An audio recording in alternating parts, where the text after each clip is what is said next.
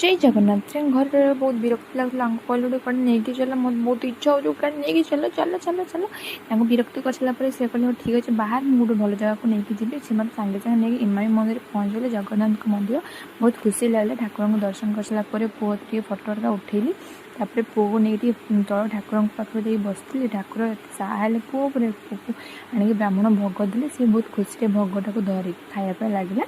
कहली बाबा रे तू भोगटा को खाईदे मुंडर हाथ मारते सी कदे सुंदर भोगटा को धरिक खायापा लगे तापर समस्ते मिसिक फटो उठे बाप पुओ माँ समस्त मिसिक फटो उठे फटो उठे सारापर मुझे ठाकुर भिडियोटा कली भिडियो कर सारापर घर को आस कमेंट कर जय जगन्नाथ।